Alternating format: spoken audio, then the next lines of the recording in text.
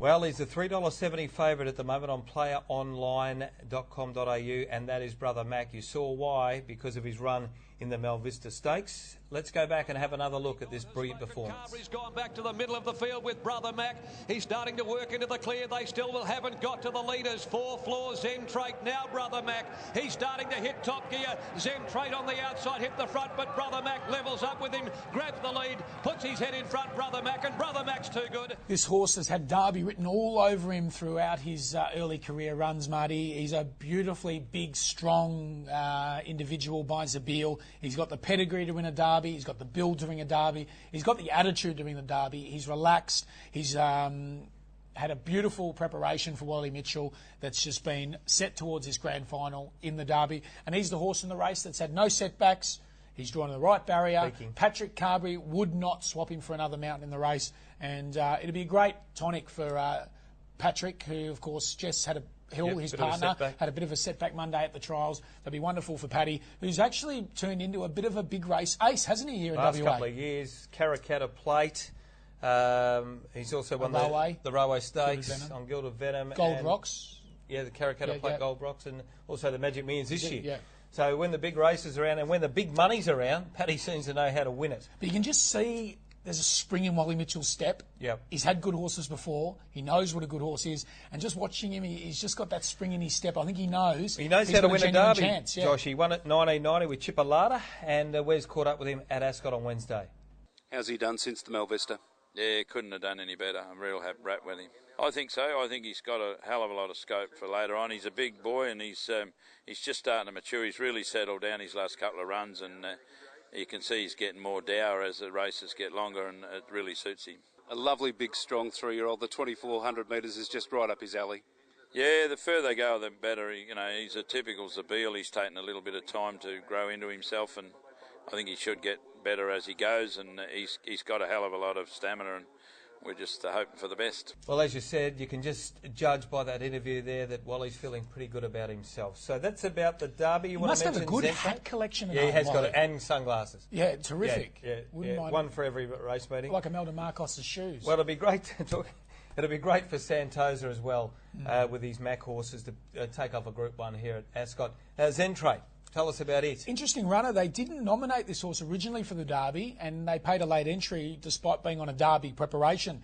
All through this preparation... That's unusual. It is. I think the Fred Kersley training this horse for a Derby has trained sort of the ping out of the horse. He always had that sort of sharp turn of speed, and he lacked dash in those early lead-ups. But last start, Daniel Stake, he was actually plagued by good draws.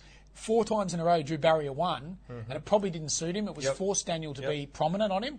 Last start, he allowed the horse to find his feet back in the field. It was a beautiful ride. I don't think he can turn the tables on Brother Mac, but the horse was much better, and it was a good, solid Derby trial. He's another that I just don't think, like God has spoken, will stay the 24 as strong as Bridgestone and Brother Mac. But he's honest, he's running in the Derby, and he's got owners have got a live chance with him. Selection time here, Josh. I want your first 4 across the line. I'm going to Bridgestone. I just think if he's within 2 or 3 lengths of any of these horses in the race at the furlong, he's got the turn of foot to run past them. There'll be a big roar over there in Melbourne. We'll hear it from here in Perth. Just reckon Mac has got that tread call. Do you reckon he'll go again with the treads? No, he can't. He cannot. Well, Burning Rubber. I'm going to go with the treads. Burning Rubber. New treads this week. Bar plates off. 2 Bridgestone to win. 5 Brother Mac. I'm happy to back both horses. They're good enough prices to back both.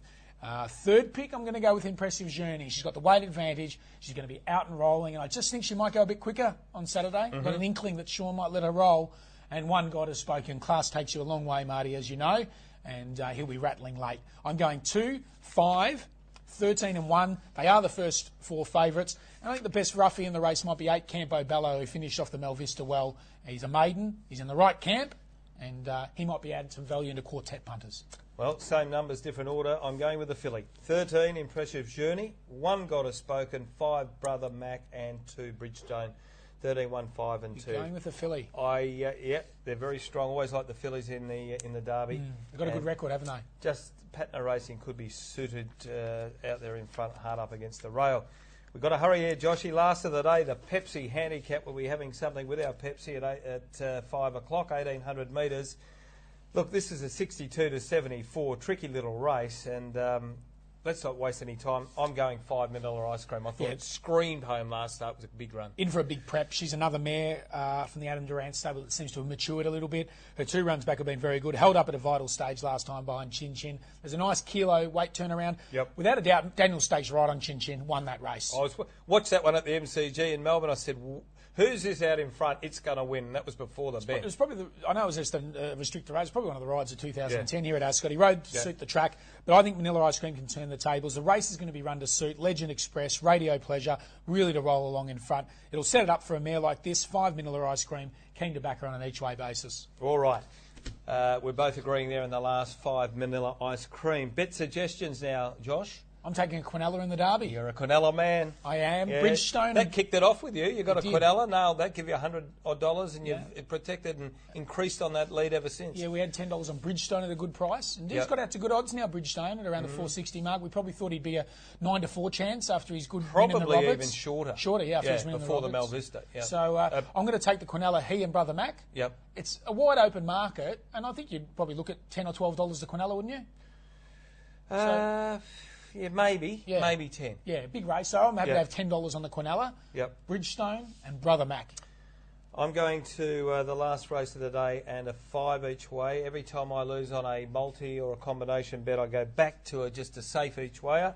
And race 8, number 5, Manila Ice Cream, 5 each way.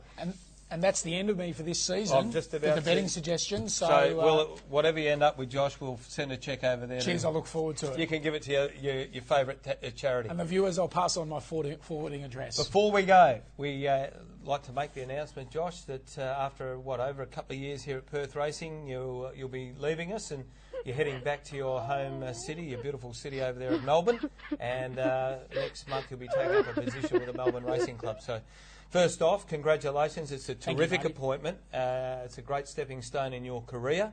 And secondly, I just, on behalf of everyone here at Perth Racing and Perth Racing or PR.com, you have been an absolute star for us over here in the West. Thank you. And no doubt we'll keep in contact and we'll be hearing a fair bit of Josh Rodder on the airways, even though you'll be in Melbourne, back here in Perth. Yeah, the big V jumper will go over the Sandgroper jumper, but I won't take the Sandgroper jumper off. What about that Hawthorn jumper, mate? You'd be struggling to find it, wouldn't you? Yeah, no, we've had a hard run. We're in for a couple of better games now, but Marty, I'd like to thank you. Yeah. You gave me the opportunity here at Perth Racing. I'd like to thank everyone that I meet on course and I've met over the times. I've had a great time here. It's sad to be leaving, but this is an exciting stage for the life for Talia and I, and really looking forward to it. I'm lucky enough to be one of these people that gets paid to do what he loves. I'm a fan of racing. I get paid for it, and everyone knows where I'll be. I'll be at the Melbourne Racing Club at Caulfield, and I hope to see many of you over in the eastern states. And if you ever are, don't be scared to look me up and say hello.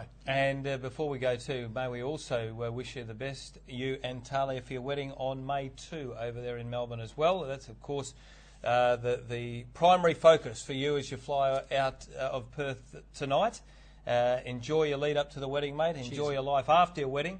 And for the next part of your career, wish you all the best. Yeah, no, it's a lot of things happening quickly, and but I'll be back after the honeymoon and have a few weeks in Perth to say some goodbyes and bit of bon voyage. Yeah, so look forward to that. But thank you everyone for tuning into the box seat. I've had a great time doing it, and good luck and good punting to everybody. Well done, Josh. That is it for the box seat as we focus on the big one for Schweppes, the Group 1 $500,000 WATC Derby here, Ascot, this Saturday.